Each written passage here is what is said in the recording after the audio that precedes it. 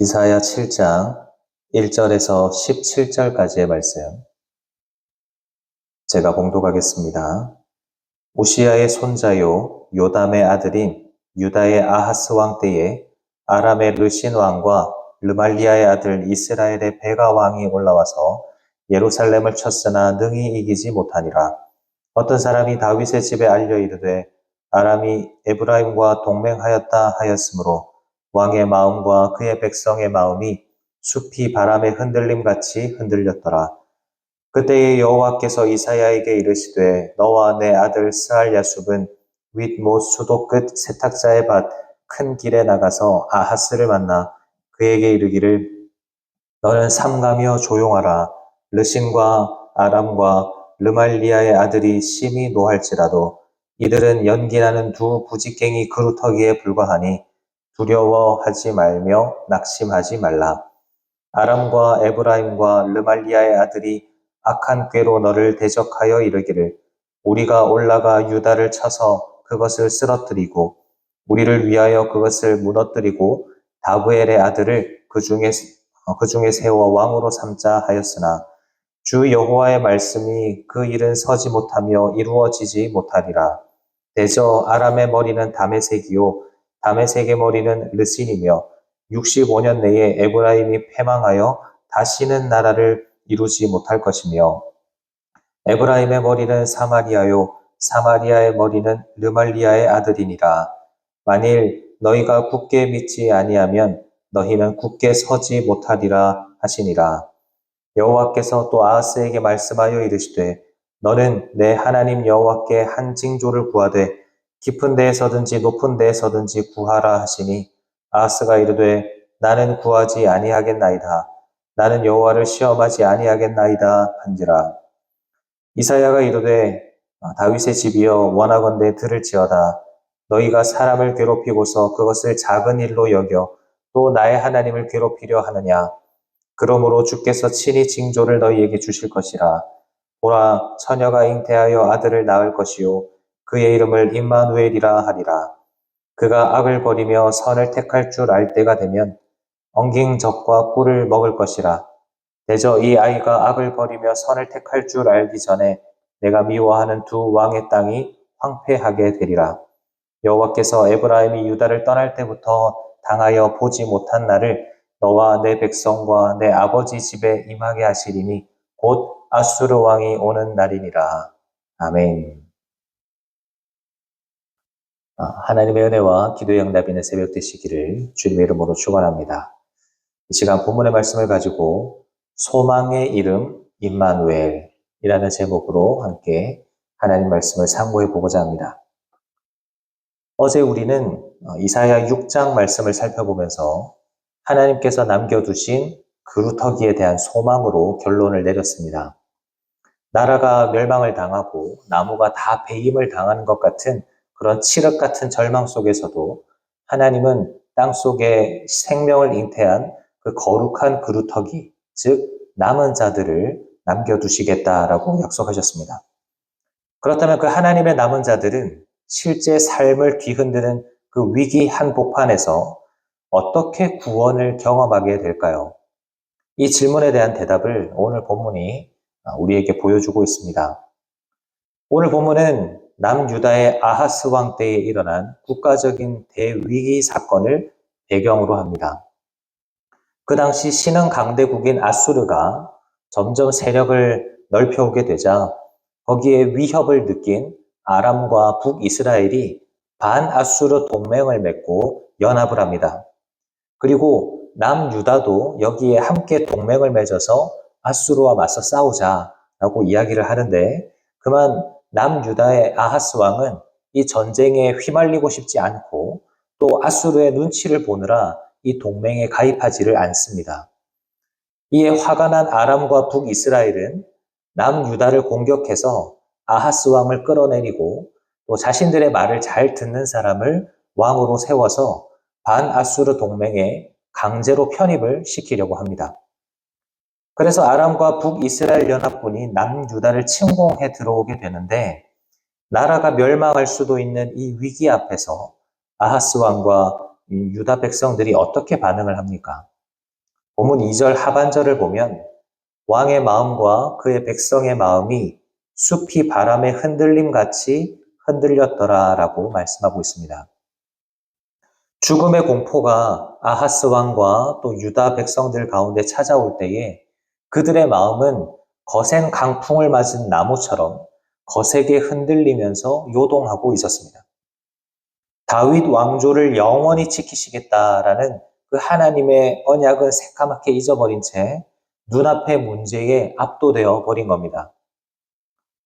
사랑하는 여러분, 우리 인생에도 이러한 내 삶을 흔들어 놓는 것 같은 위기들이 찾아올 수 있습니다.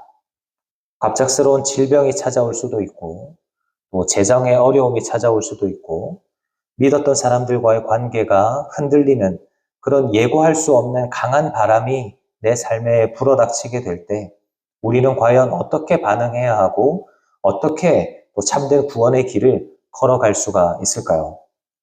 오늘 이 아침에 아하스 왕의 실패와 또 하나님의 말씀을 통하여서 우리에게 보여주시는 참된 믿음의 길을 깨닫는 귀한 시간이 되시기를 간절히 바랍니다.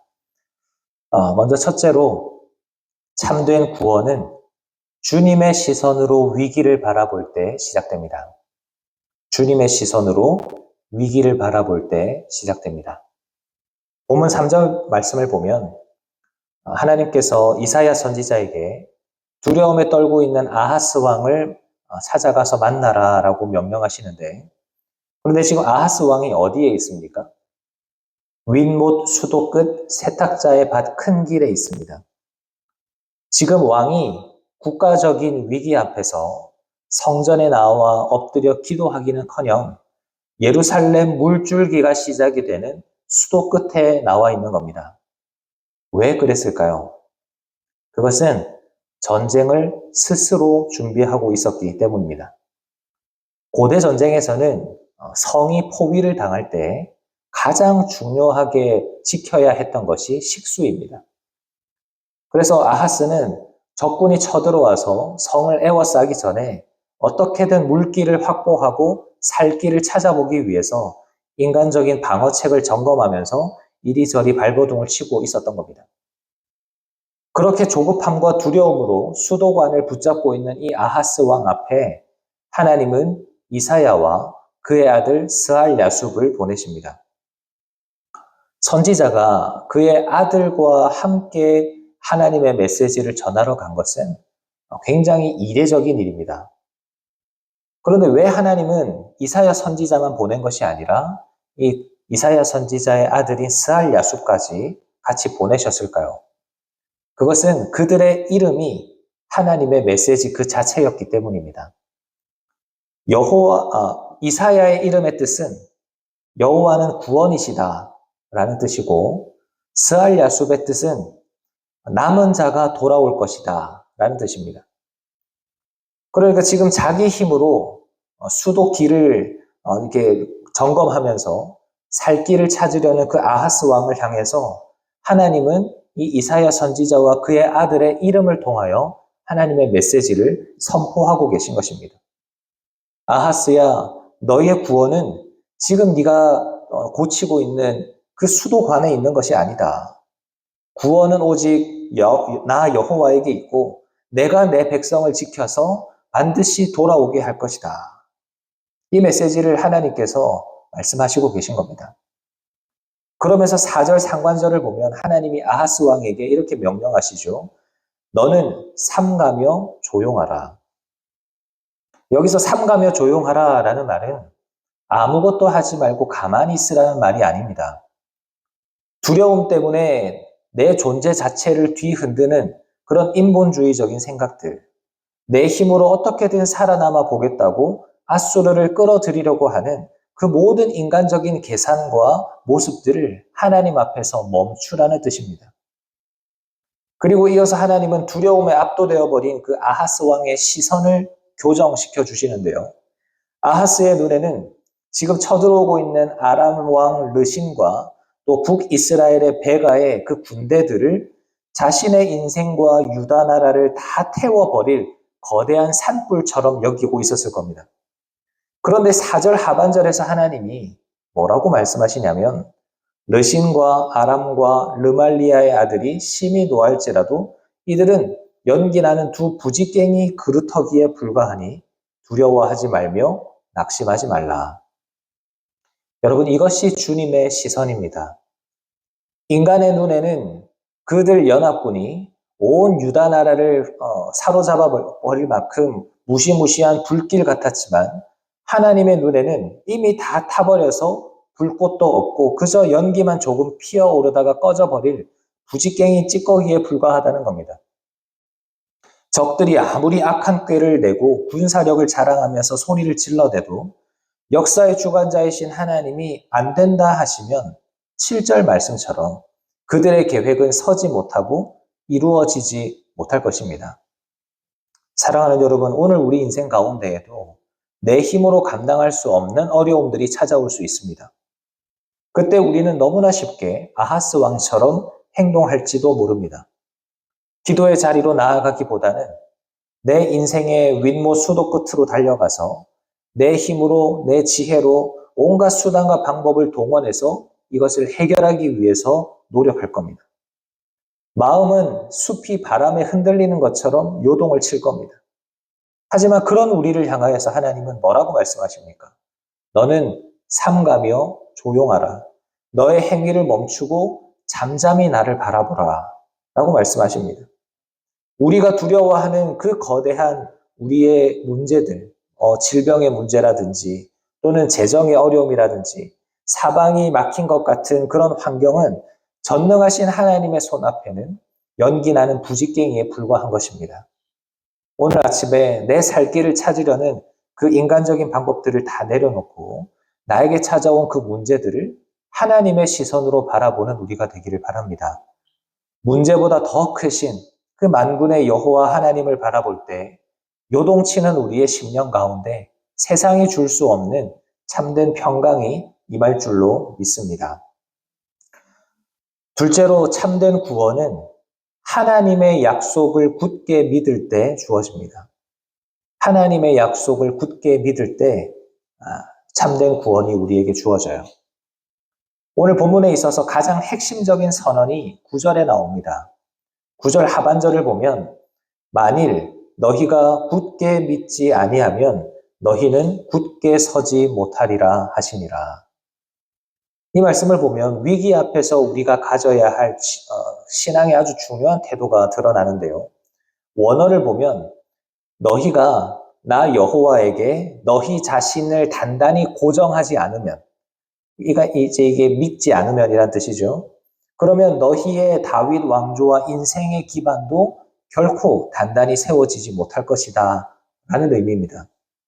그러니까 바람 앞에 흔들리는 숲과 같은 그런 위기 앞에서 우리가 굳게 버티고 서 있을 수 있는 유일한 힘은 세상의 권력이나 돈이 아니라 하나님과 그분의 약속을 굳게 믿는 믿음뿐이라는 것을 하나님이 선포하고 계신 겁니다. 그런데 하나님이 이 말씀을 하시는 이유가 뭘까요? 왜 믿음을 강조하시는 걸까요? 그것은 아하스 왕이 믿지 못했기 때문입니다. 믿지 못해서 불안하고 두려웠던 겁니다. 이를 불쌍히 여기신 하나님은 그의 믿음을 돕기 위해서 놀라운 말씀을 하시는데 11절 말씀을 보면 너는 내 하나님 여호와께 한 징조를 구하되 깊은 데에서든지 높은 데에서든지 구하라 하시니, 그러니까 저 바다 밑바닥 기적이든 저 하늘 꼭대기의 기적이든 네가 하나님을 믿을 수만 있다면 하나님은 그 어떤 표적이라도 보여주겠다라는 말씀입니다. 여러분, 이 말씀은 우리도 너무 듣고 싶은 말씀 아닙니까? 이 엄청난 하나님의 말씀 앞에 아하스 왕이 어떻게 반응합니까? 12절을 보면 아하스가 이르되 나는 구하지 아니하겠나이다. 나는 여호와를 시험하지 아니하겠나이다 한지라. 이 말을 겉으로만 보면 참 믿음이 좋고 신앙이 경건해 보입니다. 나는 그런 기적을 보지 않아도 하나님을 잘 믿습니다. 나는 감히 하나님을 시험할 수 없습니다. 라고 말하는 것처럼 보입니다.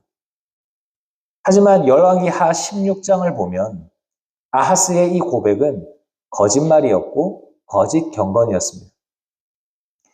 이 아하스 왕이 하나님의 징조를 구하지 않은 진짜 이유는 이미 그 마음 가운데 아수르를 의지하겠다라는 결론이 났기 때문입니다. 그 아수르가 그 당시 최고의 강대국이었기 때문에 이 연합군을 막아내기 위해서 아수르 군대를 끌어들여서 이들을 막아내겠다라는 계획이 아하스 왕에게 이미 다 있었던 거예요. 그래서 그는 성전의 금은 보화를 다 아수르 왕에게 바치면서 나는 당신의 신하고 당신의 아들이니까 나를 구원해 주십시오라고 애걸복걸합니다. 그러니까 그럴 계획을 다 세우고 있었으니까 하나님께는 하나님의 징조는 필요 없다라고 이야기를 하는 겁니다. 사랑하는 여러분, 우리의 믿음은 어떻습니까? 입술로는 주님을 고백하고 주님을 믿는다라고 고백하고 주님만이 나의 구원이시라고 찬양을 하지만 정작 내 삶에 거대한 위기가 찾아오면 어느새 내 마음은 이미 내가 정해놓은 그 세상의 방식을 향해서 나아가고 있지는 않는가 하는 것입니다. 하나님의 응답은 필요 없습니다. 하나님이 나에게 뭘 보여주지 않아도 괜찮습니다. 라고 말하면서 어떻게든 세상의 방법이나 사람의 방법으로 위기를 모면하려는 이 아하스 왕의 불신앙이 우리에게도 있지는 않는가 하는 것입니다.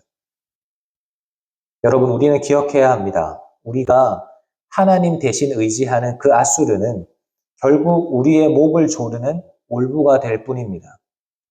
위기 앞에서 우리를 건져낼 유일한 반석은 나의 힘도 아니고 세상의 힘도 아니라 오직 변하지 않으시는 하나님의 약속의 말씀인 줄로 믿습니다.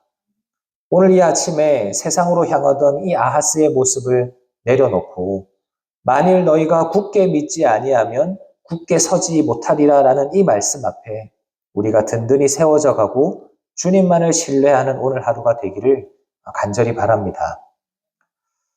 셋째로 참된 구원의 완성은 임마누엘의 은혜를 붙잡을 때 주어집니다. 임마누엘의 은혜를 붙잡을 때. 앞서 우리는 아하스 왕이 끝끝내 하나님의 징조를 거절하고 세상의 아수르를 선택하는 안타까운 모습을 보았습니다. 하나님을 시험하지 않겠다라는 핑계를 대면서 오히려 하나님을 밀어내는 거죠. 일반적이라면 하나님은 이 아하스 왕에게 진노하셔서 그냥 유다를 내버려 두시고 돌아서셔야 합니다. 그런데 하나님의 사랑은 이 인간의 배신과 실패를 뛰어넘습니다. 이런 아하스 왕의 불신앙 앞에서 하나님이 무엇을 선언하십니까? 14절입니다. 그러므로 주께서 친히 징조를 너희에게 주실 것이라. 보라, 처녀가 잉태하여 아들을 낳을 것이요 그의 이름을 임마누엘이라 하리라. 아하스가 징조를 거절하고 사람은 하나님의 징조를 외면하지만 그럼에도 하나님께서 친히 일방적인 은혜로 놀라운 징조를 보여주겠다 말씀하셨습니다. 인간 왕은 두려움에 빠져서 다윗의 언약을 저버렸지만 신실하신 하나님은 결코 자기 백성을 포기하지 않으신다라는 선언인 겁니다. 그런데 그 징조의 내용이 무엇입니까? 임마누엘입니다. 임마누엘. 하나님이 우리와 함께 계신다라는 뜻입니다. 당장 눈앞에 쳐들어온 아람과 북이스라엘을 물리쳐줄 무기를 아하스 왕에게 주신 것이 아니죠. 그 대신에 캄캄한 두려움과 절망 가운데서 내가 너희와 함께 있겠다라는 약속을 주신 것입니다. 그리고 이 임마누엘의 약속은 이 이사야 말씀이 선포된 이후에 약 700년이 지난 이후 인간의 이 몸을 입고 이 땅에 오신 예수 그리스도를 통해서 온전히 성취가 됩니다. 인간이 자기 힘으로 율법을 지킬 수도 없고 죄와 사망의 권세 아래에서 철저하게 멸망당할 수밖에 없을 때 예수님은 하늘 보좌를 버리시고 이 땅에 오셔서 우리를 대신해 죽으심으로 영원한 임마누엘이 되어 주셨습니다. 우리가 살아가면서 맞닥뜨리는 삶의 위기는 결코 만만하지 않습니다. 우리가 여러 위기를 경험할 때 본능적으로 기도하죠. 하나님, 이 위기를 빨리 끝낼 수 있도록 도와주십시오. 빨리 이 상황이 잘 지나갈 수 있도록 도와주십시오라고 기도합니다. 그리고 이 문제를 해결할 수 있는 재정이나 사람을 나에게 허락해 달라고 기도하죠. 물론 하나님은 때에 따라서 이 모든 환경들을 주장하시고 우리에게 필요한 것들을 공급해 주십니다. 하지만 성경이 말하는 진짜 구원은 상황이 변하는 것에 있지 않습니다. 진짜 구원은 내가 탄 인생의 배에 거센 풍랑이 일어서 이 배가 뒤집힐 것 같은 상황이 일어나도 내 곁에서 그 상황 가운데 항상 내 손을 붙들어 주시는 임마누엘의 하나님을 발견하는 것입니다. 사망의 음침한 골짜기를 벗어나는 것만이 은혜가 아닙니다. 그 골짜기를 걸어가는 동안 주께서 나와 함께 하심이라 라는 것을 믿고 두려워하지 않는 것. 그것이 임마누엘이 주는 진정한 평안이고 구원의 능력인 줄로 믿습니다. 오늘 이 아침에 우리를 찾아와 주시고 우리와 지금도 함께 하시는 그 임마누엘의 하나님을 굳게 붙잡으시기를 바랍니다. 세상의 아수르, 세상의 헛된 힘을 의지하려던 그 우리의 손을 다 내려놓고 나와 영원히 함께 하시는 그 임마누엘의 주님의 품에 우리 인생을 온전히 맡겨드릴 때 세상을 이기는 구원의 능력과 승리가 우리의 삶 가운데 충만히 임할 줄 믿습니다. 말씀을 마무리하겠습니다. 사랑하는 성도님 여러분, 우리 인생의 숲을 뒤흔드는 거센 그 위기의 바람 앞에서 지금 우리는 어떤 모습으로 서 있습니까? 여전히 두려움에 사로잡혀서 내 힘으로 그 인생의 수도관을 고쳐보려고 조급하게 뛰어다니고 있지는 않습니까? 혹은 당장의 위기를 모면하기 위해서 하나님이 아닌 세상의 아수르의 손을 내밀면서 헛된 도움을 구하고 있지는 않습니까? 오늘 본문은 분명히 우리에게 선포합니다. 만일 너희가 굳게 믿지 아니하면 굳게 서지 못하리라.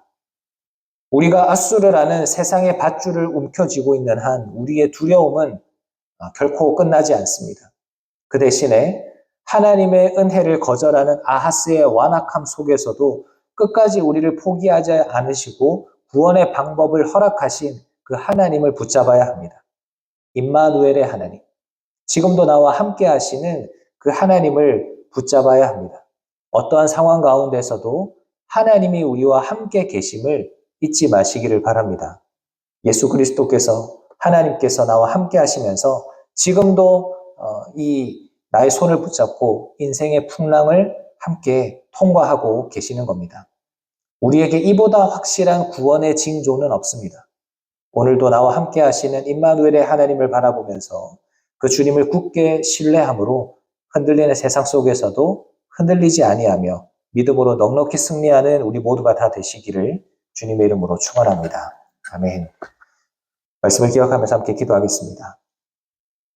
은혜와 자비가 풍성하신 하나님 우리 아버지, 오늘 말씀을 통하여서 우리의 인생의 거센 비바람 속에 참된 구원의 길이 어디에 있는지를 깨닫게 하시니 감사합니다.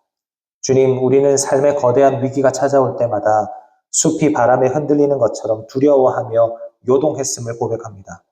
기도의 자리로 나아오기보다 내 힘으로 문제를 바로잡으려고 했고 당장의 위기를 모면하기 위해서 나의 힘과 세상의 힘을 의지했음을 고백합니다. 하나님, 만일 너희가 굳게 믿지 않으면 굳게 서지 못할 것이라는 말씀을 우리의 마음 가운데 새기게 하여 주시고 세상이 아닌 우리를 위하여 이 땅에 오신 그 임마누엘의 주님만을 온전히 신뢰하며 따르게 하여 주시옵소서. 오늘도 우리의 문제보다 크신 주님을 바라보면서 주님과 동행하며 승리를 맛보는 우리의 삶이 되도록 역사하여 주시옵소서. 오늘도 변함없이 우리와 함께 하실 주님을 기대하오며 살아계신 예수님의 이름으로 기도하옵나이다. 아멘.